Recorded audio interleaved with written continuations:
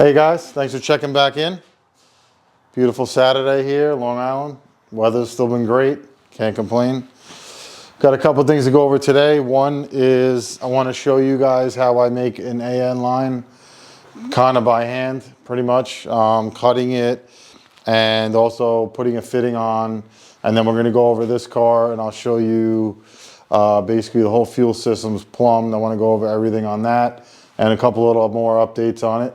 So let's get going. All right, so these are basic materials you're going to need is an AN fitting. And this is what they call an AN line or a braided line, mainly for fuel lines, oil, I guess anything with fluid.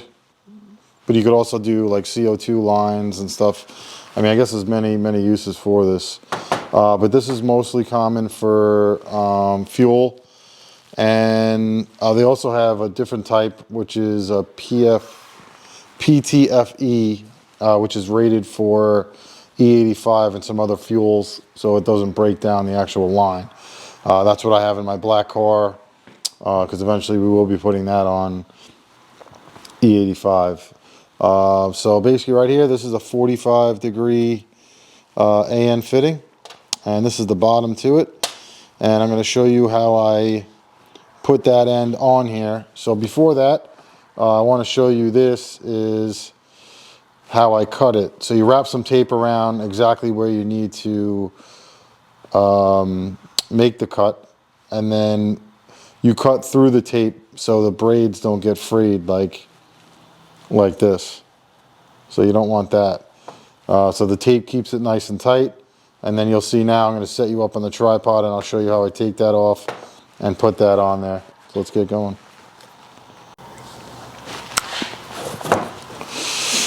So now that I got the line cut, and to cut this you'd use like a cutoff wheel similar to this with the airline, or they have like the battery ones you can get from Harbor Freight, stuff like that. So when you take the tape off, the line is not frayed.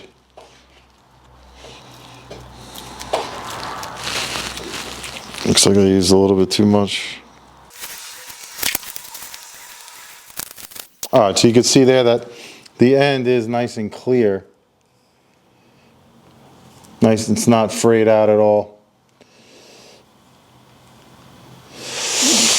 And what I like to do is I got a little like all-purpose grease, and I take a little tiny little dab, and then I put it on the end of this and a little bit of the threads just to get them worked in. And now this piece needs to go on first, and it needs to go on here. And this actually is reverse thread. So instead of righty-tighty, you're going to go lefty-tighty. And you're going to push it in.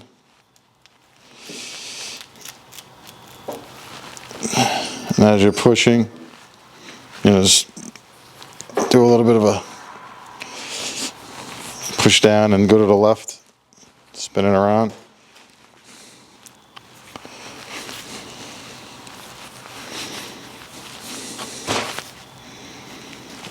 And you want to get it to where the line is, the tip of the line is about 1/8 of an inch. It's going to be super hard to see in there. See if I got a light.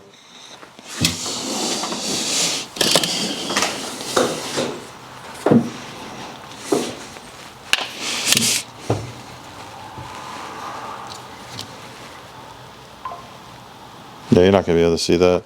But anyway, so the tip of the line needs to be about 1/8 of an inch from the bottom of the threads on this.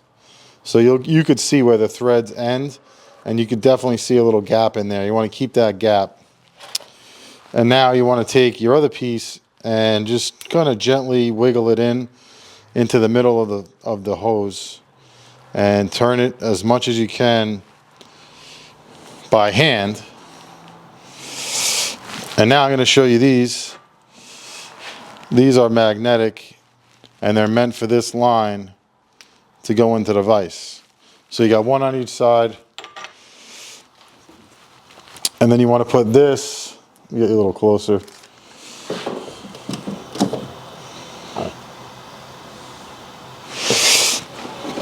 You're going to put this bottom piece in the line with this, not down and not too high up. You got to get it pretty much exact.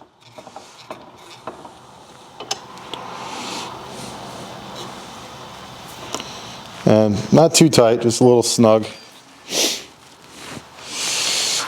And what I have, two options. If you have an AN adjustable, this is going to be the best option. This way you don't get too many marks, you don't make too many marks on the actual fitting, because a regular adjustable, if it's not taped up or anything, will definitely mar the heck out of this. But these AN fittings, these AN wrenches will not. Excuse me. Yeah, so you just want to take your time, go slow, and just turn this. Now, as it gets closer to the bottom, you don't want this wrench to, you want to try to keep the wrench right at that top piece. You don't want to get it to go too low, then it'll start scratching.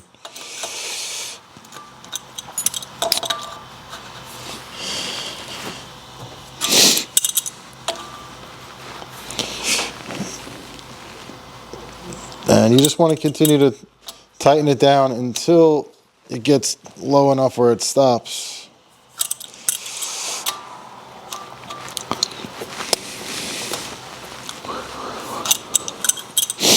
And you can kind of see as it gets closer, the gap just gets less and less.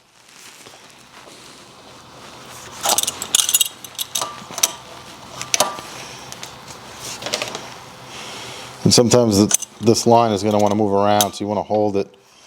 And then just get it to where now I can feel it's starting to tighten up. And now I'm like mental with this stuff. It's got to be straight. So I'll show you this. These have to be lined up. You don't want this edge like out on an angle. Like if I go back a little bit, you could see that. You could see that where this ridge doesn't meet this. But if you go a little bit more,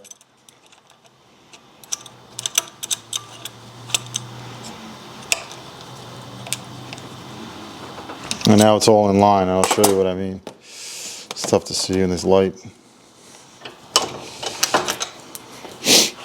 But you see how this is nice and smooth together? You don't want it to, I guess if you have to, crank it more, but you really don't. You really want to keep these kind of smooth looking in the same line. Otherwise, it may not look that good. Yeah, so that's how I make them, and I've never had any issues. They stay tight. Now let's check out this car. All right, we're starting the back of the car. So this is where the tank, but behind the tank, these are where the AN lines come from the top of the tank. And they come down over here. And then I got them wrapped around nice under here. And this is the fuel filter tucked in this little corner over here. So the one with the fuel filter is the main line. And then this other line is the return line. And I'll show you that when we get up in the front of the car. But got it all tucked up here, nice and neat. Nice little fittings and organizers. That's kind of how I like to do it.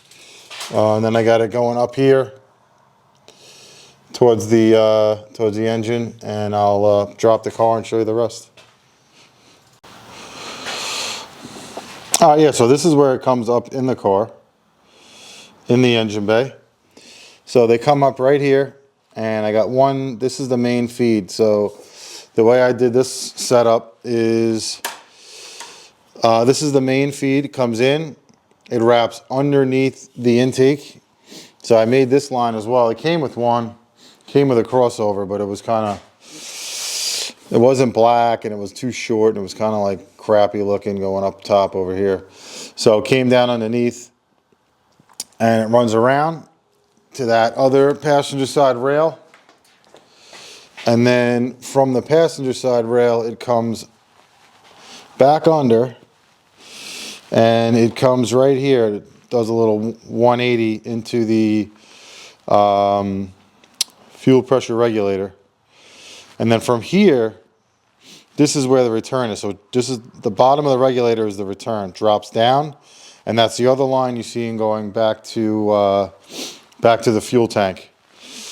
Got the regulator capped, nice AN cap right here. This is all -6, so -6 to and from. Plenty of volume for NA motor, and you know, it's really, I mean, doing the AN lines is just so nice. Could have used the stock lines that came up here and the stainless lines, whatever, but I don't know. I always love to do the AN lines. They're nicer looking, and I believe you do have a little bit more volume than the stock lines. But love the way it turned out. Black is best in this situation. And love how, you know, where the regulator is. Got the dial on there, the indicator, so you could see, you know, troubleshooting. You could see exactly what the fuel pressure is. You know, even though we're going to have the Holley on here, doesn't matter. It's best to have one of those manual gauges just so you know for sure what's going on. And a couple little updates on it. This is the Nissan Maxima wiper motor. Installed that. Had to drill all new holes. No big deal. So that's nice looking over there. So it has wipers still. And got the heater core lines. Ran. Still got to put some clamps and stuff on there. Just kind of mocking that up a little bit. Did the AC line to the condenser. Got this in there. Got the coils on here. Forgot to mention that. Coils, and then I had to make a special mount for this back coil because it does want to hit. I don't know if you could see it. It's supposed to be a little bit further to the left. So I drilled a hole a little bit to the right, and that came out nice. I had to do the same thing on my other car when it was when I had the AC box still in it originally. Ended up taking that out when I did the supercharger, but moved the coil over, got all the coils mounted, starting to come together. I don't remember if this stuff was on there in the last video. This is the Dirty Dingo accessory drive, which I still gotta finish that up and get that going. Gotta do some measuring for the belt and just little stuff like that. This is the radiator support cover. Nice custom piece. Got to get some custom hardware to go in these stock clips. So I'm working on that. And that's pretty much it for now. Got a bunch of new stuff coming down. We are doing a big brake kit on here. I'll dive into that on the next one on what we're going to do there. But definitely got some good stuff coming. My car is in paint. It's basically primed right now. This is some of the stuff out of it. I got to clean all that stuff up, get that going on paint as well. Rear's got to get painted. And I got to figure out what's going on, something with the axles. I don't think I seated the one axle correctly.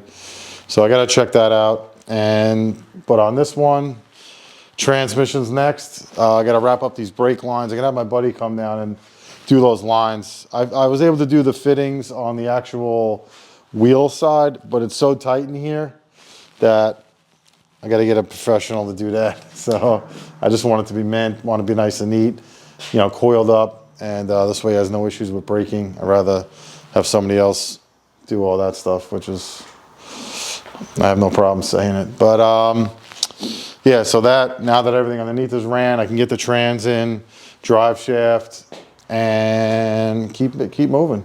Start wiring after that. but I'm probably gonna knock the brakes out too in between with the trans, so you get it down, get the wheels back on it. I gotta move it forward out of there to start doing the wiring, because I can't open those doors really. I only have like a foot of room. So we need to get that down on the ground, but I'd rather just knock the brakes out. Next video will be brakes and a little bit of update. I'm gonna put a little clip of my car primed. It's not much, but it's getting there. I'll show you that.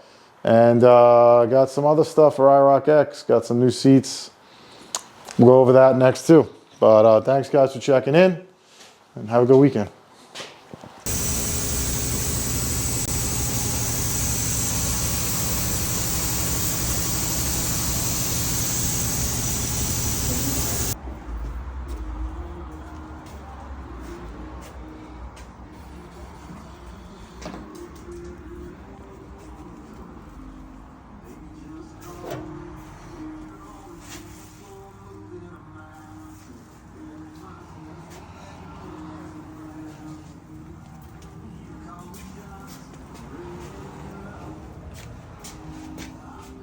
Yeah, Max hopefully shows up tomorrow, yeah?